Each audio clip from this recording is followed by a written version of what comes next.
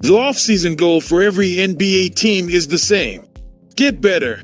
That's the goal for the Detroit Pistons, who finished with an NBA worst 14 wins last year. That's the goal for the Boston Celtics, who broke through to win their first championship in 16 years. And it's certainly the goal for the Golden State Warriors, who had a disappointing campaign in which they went 46-36, snuck into the final spot in the NBA's play-in tournament, and were eliminated in their first game in fairly humiliating fashion. Like all teams, the Warriors surely have some side quests this summer. They want to shed some salary as they look to the future, they want to maximize profits, and they want to focus on their newest venture, an exciting WNBA team that will debut in the 2025 season. But above all else, Golden State goal this offseason was the same as everyone else: become a better team. If Steph Curry isn't still a surefire All-NBA player in his age 36 season, you could probably disregard everything that comes next. But in the event he produces another scoring average in the high 20s with a true shooting percentage north of 60%, Curry should get enough help from a revamped roster to beat last year's 46 wins.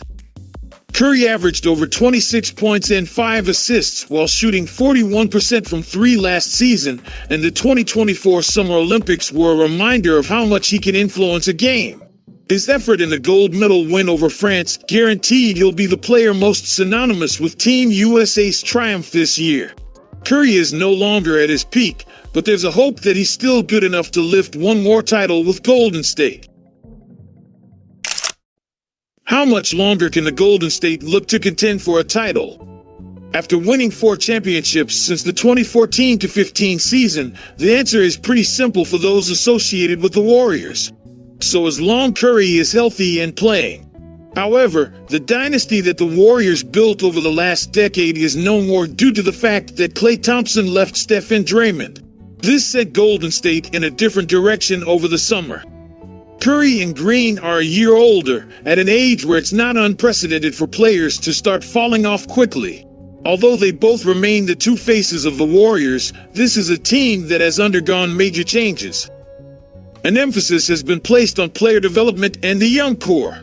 Jonathan Kuminga flashed stardom in a larger role last year and should hit that level more consistently in his age 22 season. Brendan Podziemski and Trace Jackson-Davis showed enough as rookies to earn invites to the USA Select Team, and the former was good enough to unseat Klay Thompson from the starting 5 for a chunk of last season. Maybe this will finally be the year Moses Moody sticks in the regular rotation, and it's hard to imagine how Andrew Wiggins could be any worse than he was last season.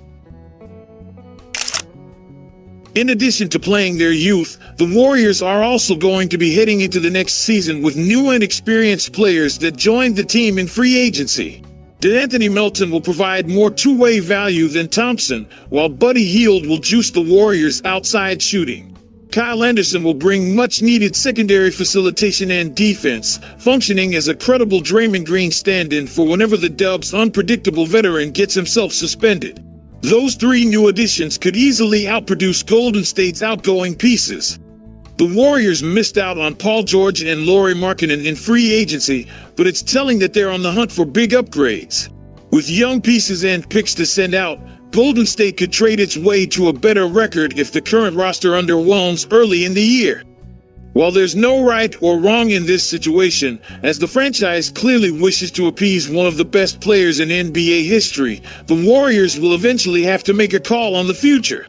Overall, the Warriors came out of this summer better than most expected. For a franchise that puts a major emphasis on being competitive, that's good news.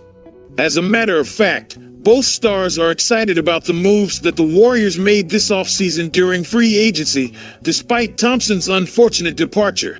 Overall, neither Curry nor Green want to be final decision makers regarding the moves that the organization makes, yet they do want to be consulted. The main point of emphasis is that while the two Warriors stars weren't necessarily involved with the moves the organization made, they each want to be kept in the loop about what will be happening. Curry and Green have both reached points in their careers where winning is the only thing that matters, which is why they want to know about the direction of the franchise. Not having Thompson by their side is going to be a weird feeling. Still, the goal at hand for the Warriors is to contend for a title and add another championship banner. Despite his struggles last year, Klay was still clearly the second-best scorer on the Warriors, while finishing fourth in three-pointers made. He also led the Warriors in games played, while having unparalleled on-court chemistry with Steph and Draymond. They also lost Chris Paul, who was one of the league's elite bench players last year. For a team that has struggled to play well with Curry on the bench, losing a Hall of Famer to lead the second unit is a big hit. And for a team that has been cursed by turnovers for the last decade, it's a crack to lose one of the game's most talented ball controllers. The Western Conference as a whole is a gauntlet. A 46-36 record is not a bad season by any means, but this resulted in the Warriors earning the 10th seed and being eliminated in the play-in tournament last year. This is history that the organization doesn't want to repeat. The good news is that the Warriors have been in this situation before. After losing to the Memphis Grizzlies in the 2021 Western Conference play-in tournament and missing the playoffs, Golden State came back to win next year's NBA Finals. With a rejuvenated-looking roster and added scoring depth, the Warriors certainly have a chance to find themselves playing late in the playoffs. As far as his status with the team, Curry made it clear that he has always wanted to remain with the Warriors for the remainder of his career. At the same time, Curry also pointed out that winning is his priority, and that will take precedence over anything else. Curry and Green are happy about the direction of the franchise. That is all that matters to the Warriors right now, which is why they are wanting their stars to be involved in the process of turning this roster into one that can once again contend for a title. There's the Warriors' urgency, and there's also the Warriors' legacy, and these two very significant things are getting more and more separated from each other with every passing day. The dire urgency is to vault back from this season's play-in embarrassment, to get back into the playoffs, to contend for championship, and to justify the massive payroll commitment. The urgency is to get younger, faster, cheaper, taller, and more skilled, all before next season's training camp.